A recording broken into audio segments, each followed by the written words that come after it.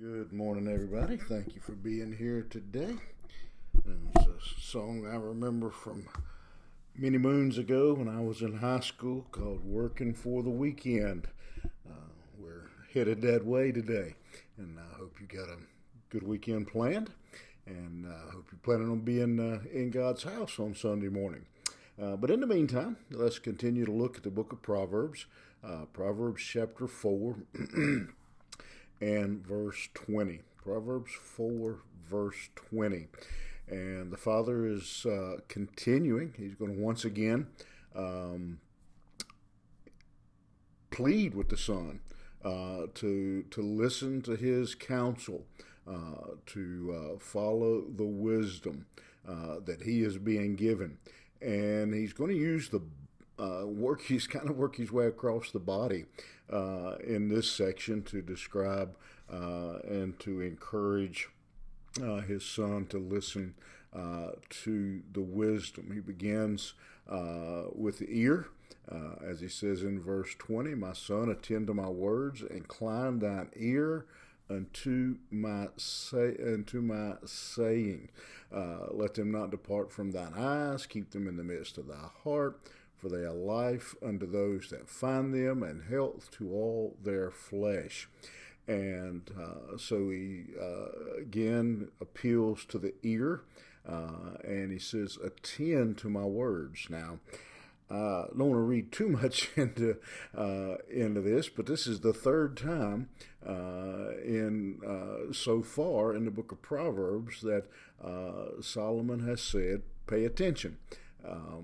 You wonder if the young son was like a lot of kids, teenagers, had a little bit of an attention issue because he tells him again, this is the third time he has said to him, pay attention, attend to my words, in some way calling on him to listen. And again, he what he's saying, as we've talked about before, is he wants him to do more than just listen. And I think that's really evident here when he says, "Incline your ear to my saying, let them not depart from your eyes, keep them in the midst of your heart." He wants him to hear and to see. He wants these words of wisdom to be in front of his, at the forefront of his thinking. He wants him to keep that in his mind, and also the verb that he uses there. When is a active word that it talks about continual, continue to keep these words in front of you. And he says, again, he reminds him, as he does often, of why he's saying that. He's not just, saying that to boss the son around, or to rob the son of any enjoyment of life that he might have, but instead he says, "Son, if you'll listen to these words, they are life to those that find them. They are wisdom. They are health to their flesh." He says it's beneficial to you. Again, it's not just, a lot of times, again, thinking of, the typical young person, many times they think their parents are just giving them words of caution and wisdom to, just to hold them back or something. But many times we think the same thing about God as adults, that his principles and his precepts, his laws, are to keep us back. How many times have we heard somebody say, "I want to enjoy life, and then later, when I get older, then I'll give my life to the Lord." That's it's like people think that God's law is holding them back. Well, as Solomon says to the son, the same is true for us today. The wisdom of God is protecting us and keeping us safe. Keep your heart with all diligence, for out of it are the issues of life. Again, he's as important as the heart is to life. He's saying wisdom is important to life. Put away from thee a froward mouth and a perverse lips. Put far from thee.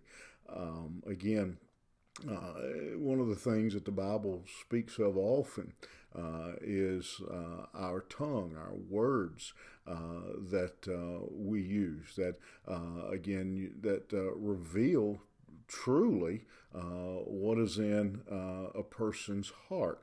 The words that come out of their mouth. And so it says, guard your language. Many people, their reputation is damaged not so much by their actions, but by the words, by the way they talk to others. Many young people, by the way they talk to their parents. And so he says, be careful of your words. And he goes to the eyes, and he says, let thine eyes look right on. Let thy eyelids look straight before thee. He's saying, keep your eyes on the path. Don't put your eyes to ungodly, impure, immoral things. And we learn this as we get older. Typically, where the eyes go, the rest of us go. If you've ever been driving down the road, and as you drive, maybe you get to looking at something over here to the right, and what happens? Typically, when you do turn your head back around, you have drifted in your car to the right. Same is true in life. You look at something long enough, you look at something for an extended period of time, eventually our life will drift in that way. He moves from the eyes down to the feet when he says, ponder the path of thy feet and let all thy ways be established. He says, think about your path. Think about where you're going. And that's important for us. We know that, in just physically walking, but spiritually speaking, he's saying to the son, keep your eyes on the path, and know the path. If you know there's an obstacle there, if you know there's something that will cause you to stumble, then you avoid that path. You don't go there. If I know there's there's certain as I get older, I don't walk so good on unstable, unlevel ground. I know that, so I try to avoid it. If there's something on our path, and if there's a man or a woman that on our path that draws our attention in a bad way, he says avoid that, stay away from it. And then he comes back up to the hand. He says, turn not to the right hand nor to the left, remove thy foot from evil. And kind of a follow up to what he just said. He says, stay on the right path, don't veer off. And there's really, I think, a couple of lessons here that we take away. One is, as parents, the importance, the model that Solomon gives us for teaching our children, preparing them as they're young, from their earliest days, to teach them to have a hunger for the things of God and to avoid the immoral and the impure things that they will ultimately be tempted with. But it's not just a matter of young people and children. Teenagers, the same is true for you and I.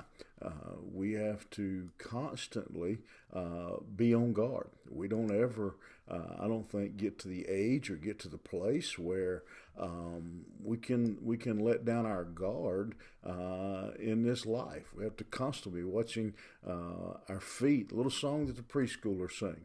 Little feet, be careful where you take me to.